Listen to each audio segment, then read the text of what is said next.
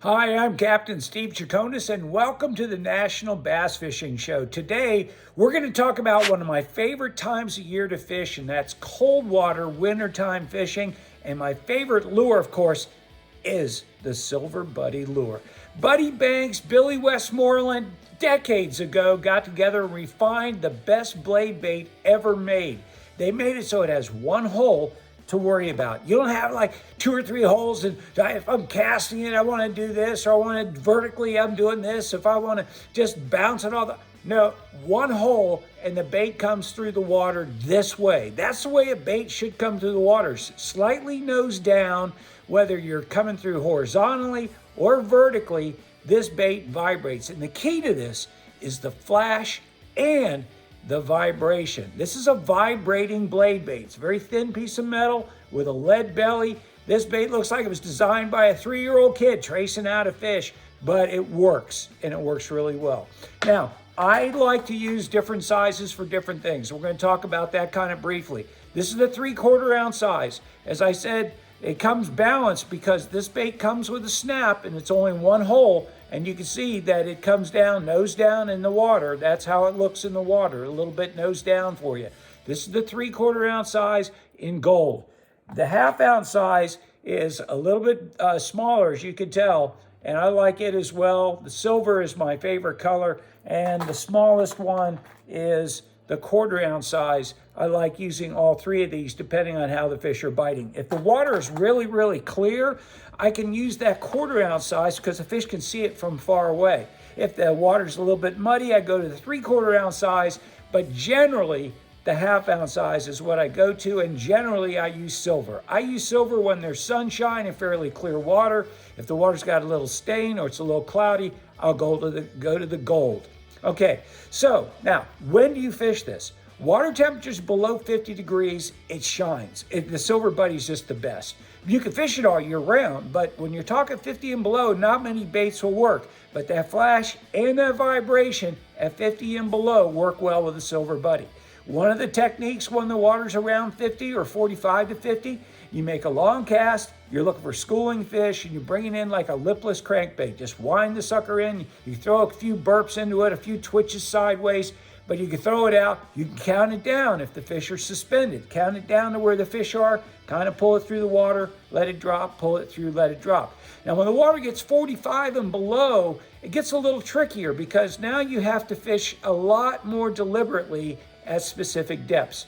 I like to go to the bottom with this bait. I let it go to the bottom, and then I'll burp it. When I say burp it, all I want to do is just barely feel that bait go brr, brr, and I'll feel that little burp, if you will, and then I work it down and drop. I'm looking for steep drops. I don't want a gradual slope because that means the fish have to go a long distance to change depth to get a better temperature that they're looking for. But a steep drop like this, you're going to find fish somewhere along that drop. So that's the way I like to fish it, on the bottom, working down drops, but there's another way right in between. And this is one where you're going to really rip the bait off the bottom. A lot of times we used to say people were overworking their Silver Buddies when they were just ripping them off the bottom and letting them drop. But after ice fishing for a while, I realized that when you do that, you pull fish from further away. That 45-degree range, fish are still willing to move a little bit to get to a bait. By ripping it off the bottom, you expand the visual field that the fish can go ahead and see that bait when they're coming in. Now, the thing I like to do with a Silver Buddy is to use a bait casting rod whenever I can. And the rod I like to use is usually a 6'8", 6'10", sometimes a 7 foot, but this particular rod has a medium action kind of, it's almost a spinner bait rod, and you can see the tip. The tip gives pretty good, but it has enough backbone to it to where I can set the hook, because you're gonna get 2 types of bites with a Silver Buddy. You're gonna get that thump where you're gonna feel like a little tick or a tap on the way down. You've got to reel and set the hook. That's why, in that case, I like to use fluorocarbon line, because fluorocarbon line doesn't have as much stretch, and it gives me great sensitivity to feel those light taps or little ticks in the wintertime. I'll also use a spinning rod. Now, with a spinning rod, I like to have it a little bit longer because I'm going to a softer rod, and it gives me a little more leverage. Remember I talked about that 1/4 ounce bait? Well, that's what I really like to throw. I love to throw that on this spinning rod. You'll see the difference in this spinning rod. It has a lot more taper to it, a heck of a lot more taper.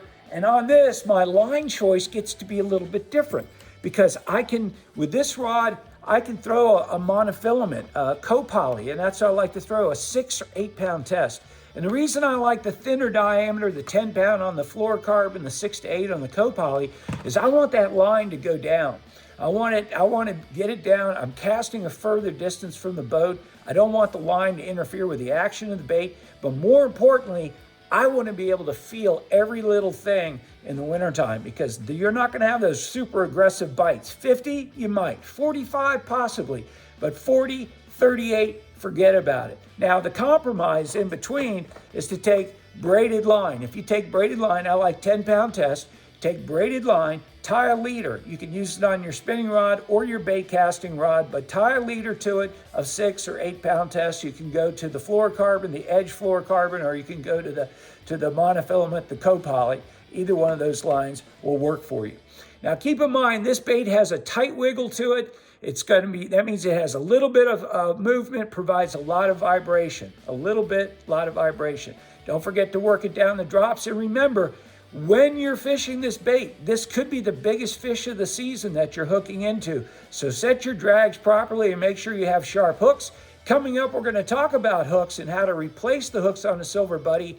And we're going to teach you how to get them unsnagged because this is metal on the bottom and you will get snagged. I'm Captain Steve Chaconas. Thanks for watching. Tell your friends about us. And if you like our YouTube channel, please subscribe. If you have questions or comments, nationalbass@aol.com or check out my website at nationalbass.com.